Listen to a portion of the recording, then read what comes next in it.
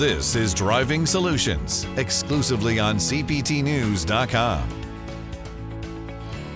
If you find yourself curious about what goes into selling a dealership in today's landscape, you'll enjoy today's show. Joining us now with some of his do's and don'ts of constructing a deal, I should say, is founder of Bel Air Partners, Sheldon Sandler. Thank you so much, Sheldon, for joining us on today's show.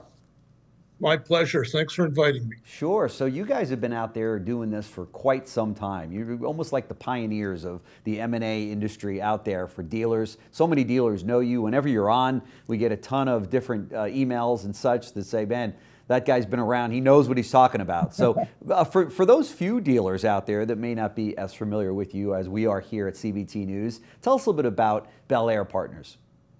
Well, I was actually on Wall Street with the New York Stock Exchange member firm, but not a big one, Ladenburg Thalmann. And my job was to develop deals and do IPOs. Okay. And I did IPOs for pharmaceutical companies, flange companies, ED problem companies, you name it. And a guy named Marvin Rush walked into my office after he had been turned down by Oppenheimer and Goldman Sachs and said, I want to do an IPO. I have a bunch of dealerships. I said, nobody's going to be interested in car dealerships. Let's do the trucks.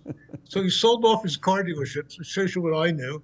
And he said, Sheldon, what do you think the blue sky is going to be? I said, I don't even know what the hell you're talking about. And I looked up at the sky. And that's how I started. Those were early on. Those days were early. That was very early on. And then I was devoted to doing more car dealer business. And it turned out that Goldman did get interested in doing those deals. Wayne Huizenga went public with AutoNation. Sure. The whole field opened up, and guess what? I wasn't getting any deals. So I formed Bel Air Partners in '98 to help the private car dealers understand what the public markets look like. Yeah. Now, obviously, to help tee them up. At the time, some of the older dealers may remember this deal. The real estate was more important than the operations of the franchise. Yeah. Well, have things changed? Yeah, oh yeah. That's how we got started. We've done over 100 deals. Wow. And we've got two partners with me, Willie Beck and Todd Burko. Yeah. Wow. You guys have put. We've seen it all. Let me put it that way. Yeah, you've made quite a wake out there, and I know a lot of people, a lot of dealers that I've spoken to were your clients at some point in time. They've mentioned that to me, and you guys do a great job. So I want to talk to you today. The number one, Jim, is Bernie Marino. There you go. There you go, Bernie Marino. That's right. Great friend of ours here at CBT News. And we might mention just won the candidacy for the Senate, the U.S. Senate, for the Republican ticket from the primary just a few days ago. So congratulations, Bernie, if you're listening. But great guy. We wish him the best. So I want to talk to you today about constructing and what goes into constructing a deal today as a seller. There's a lot of people that are on the sidelines. Some think maybe they waited too late and that the best deals, the best numbers have passed them by, as we see inventory starting to come back into dealerships, gross profits starting to come down a little bit, getting back to kind of the normalization, as one dealer called it, of the auto industry. And so is that the case? Are we seeing some dealers being a little bit down because they waited too long to sell?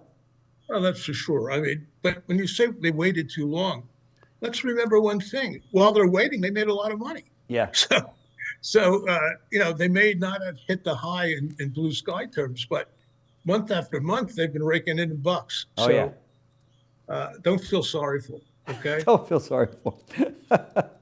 Let me just tell you, we've had a couple deals that fell through and had to be remarketed. We lost nothing in the blue sky 6 months later, and those 6 months, our clients were making more and more money. So yeah. So it's kind of a win-win. Either way you turn, whether you're selling or you're staying and selling cars, you're making money as a dealer in these last few years, right? Exactly. So you got to look at it that way. That's right. That's right. So when a dealer calls you and he says, "Hey, listen, Sheldon, help me, sell my dealership," what are the don'ts? What are some of the things what are the pitfalls that you see out there, and that if I'm a dealer, I need to really be clear of? Okay. First of all, let's remember dealers have the opportunity to sell the deals on their own. Yeah. Right. And sometimes ask the factories to help them, which is a big no-no. Don't do that, because it's not in the factory's interest for to help you sell the deal for your highest price. Right. They're going to try to find who they consider the most acceptable buyer. Yeah. You're interested. You're now history to them. That's right. So don't talk to the factories. Yeah. The other idea is to talk to a broker, right? Yeah. Like Bel Air Partners. Yeah. And one thing, the first thing to know is you want the broker to be your fiduciary. Okay, you don't want to have somebody come to you and say they're going to get commissions from both sides. You want a fiduciary to represent you. Yeah. Have your best interest in mind when they're out there working the deal. When you had Todd Burko on recently, my partner, talking about valuation. Yep. One thing that you've got to know about valuations is every deal is just like politics. It's local. Yeah. So that's going to determine a lot. Sometimes we found out, for example, we had one of the top 5 Toyota deals in the country, just doing like 6% net margin, I think 25 to 30% net to gross. Yeah. And we were very excited about that. What a great deal, right? Yeah. Guess what? Nope, the blue was discounted because the next buyer said, I don't think I can perform as well as the established management. So usually you hear the opposite. Usually the buyer comes in and goes, oh, what are the numbers they're doing? Oh man, I can smoke those numbers. I'll do this deal. Exactly. Yeah. That's what I want. The next thing I want to say is you want to, whatever you do, you want to identify where your opportunities are. Yeah. You have a lot of opportunity in used cars, for example. Yeah. Are you your F&I is not up to par? Where are the obvious opportunities? Sure. To pro forma what expected profits could be. That's right. And hopefully, there's some runway there. That's right. Turn a few more hours in service than what you're doing, add a few more $100 to a front end, a few more $100 to the back end, and all of a sudden you got a nice little piece of change there, right? From doing the same number of units. And it will make the new buyer. Another big issue that we face often is sometimes if it's a single dealership, sometimes your best buyer is going to be a local competitor. Yeah. But a lot of dealers typically don't like to sell to local competitors. They want somebody coming in from afar. Now that makes sense. If it's a big group, yeah, you'll get a lot of interest from around the country. Sure. But if it's a single dealership, you want to be selling to a strategic buyer, and that's going to be a local buyer. Yeah. So you have this yin and yang, the seesaw. If you're going to show it, and this is what we go through almost every deal. If you're going to show it to local people, our clients are worried about confidentiality. Mm-hmm. And that's a really big.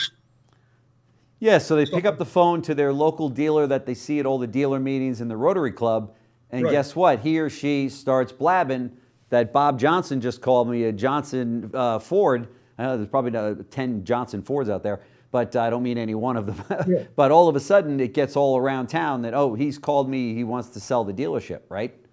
Yeah, when I started this, I thought that was, not real, that employees are going to stay. Yeah. They're going to wait for the next management team to come in. Guess what? It's legitimate. We've had problems with confidentiality from time to time, and boy, it creates chaos in the dealership. So I've come to really appreciate that perspective of our clients. Yeah, yeah. When the word gets out, typically there's big problems. Yeah.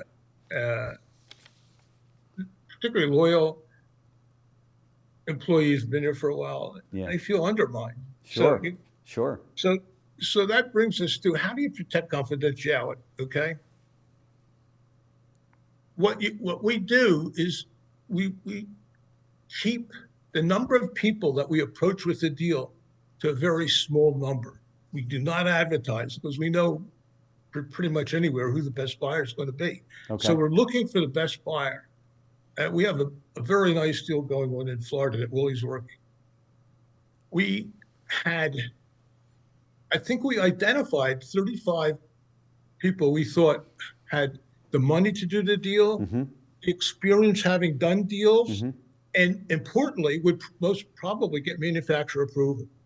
And today, Which is a big factor today. that's a big issue today. Yes. Because you want to make sure that you're not going to run into trouble with your manufacturer. Oh, there's no question. They got to right. approve the deal. That's right.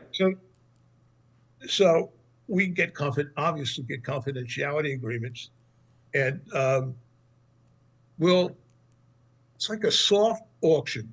Sure. You identify who do you think is going to be motivated to buy the deal, who has expertise in the financial capability. We do not accept contingencies. Mm-hmm. A lot of deals will do a deal, but there'll be a financing contingency in the agreement. That's that makes the whole damn deal an option. I was just going to say. The financing part. Yeah, I was just going to say, man, that's an if come maybe, right? And you just tied your store up. Exactly. Yeah. So exactly, and there's always, when you do these letter of intent, there's typically a no shop component to it. Yeah. So there you are standing there where the other side has, one, doing due diligence. Yeah. And two, looking for financing. Either way, they can back out of the deal. So that's a really big issue. So that's why when you hire a good broker, yeah, there's always a number two waiting in the wings, which we've had. Yeah. We've had situations, a very nice BMW deal, where an international buyer had like 2 months of due diligence, which is extraordinary, and they couldn't come to a conclusion after 2 months. We said, we sent them a letter, the deal's over, and we went to the next buyer. Yeah. So that's an important issue. You always should have a backup buyer. It's really for sure. I would imagine as a seller's representative, you are walking around with a list of people that are calling you constantly saying, hey, Sheldon, what do you got? You know what I mean? I'm a player, I'm a dealer, I want to add a Toyota store, a Benz store, a Kia store, whatever. When that comes up, Sheldon, give me a call directly, right? One of our best buyers calls me every 2 weeks or so, 85 years old, still buying deals. Hey, listen, he could be our president at 85 years old. So right. Talk about They're optimism, right? They're optimistic. But one thing really to know, two things to know. Everybody is a buyer. Yeah. Every car dealer is a buyer. Yeah. So it's just a question of numbers and timing, and right? Are they really sincere? Yeah. Quite often not. Yeah. It's our job to identify who's a real legitimate buyer, who's sincere. Sure. Because I would imagine you get those people too that are kind of looky-loos. I think they call them in real estate, but they just want to know how much you're looking for, and what are the numbers, and how much are they doing, and what's that land worth, and what kind of blue sky, so they can determine the value of their own stores, right? It's like me on the weekend. I shop on Zillow. I have no interest in buying it. I'm just always shopping on Zillow to see what's going on. So that's the value that we should be bringing. A broker should be bringing. For sure. They should know. But on top of that, we really consider ourselves to be advisors. Yeah. I think that as I said before, we have a responsibility with our client who will approve who we're going to talk to. They have to approve. We have to sell them and who we're going to talk to. Yeah. And then we're going to limit it to no more than 5 potential buyers who we're confident are good candidates. Right. And you'll probably end up, out of the 5, you'll probably end up getting 2 or 3 that go, yeah, we're players. What do you got? Exactly. You hit it on the head. Right.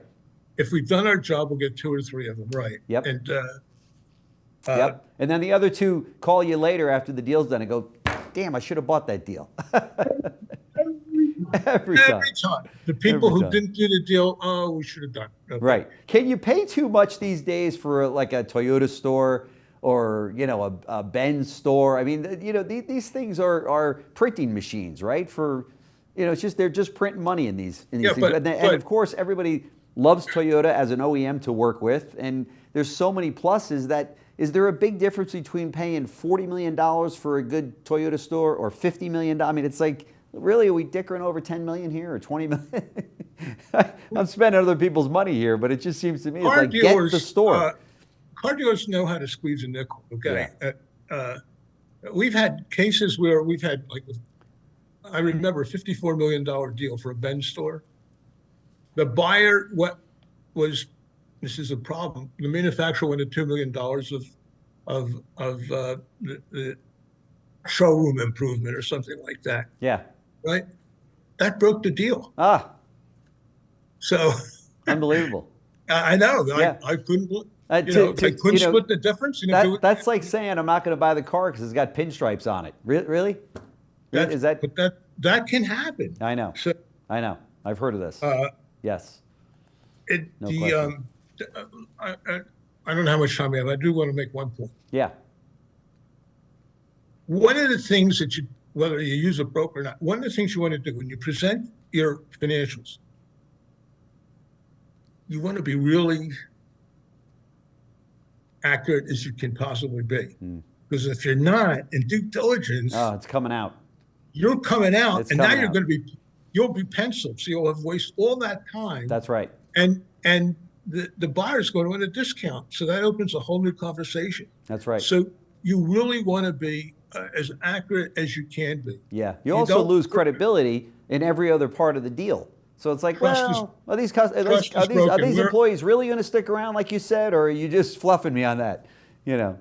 So you want to be as accurate and honest as you can to eliminate, if you're serious about selling, you want to eliminate that kind of opportunity for the buyer to start to renegotiate. That's right. That's right.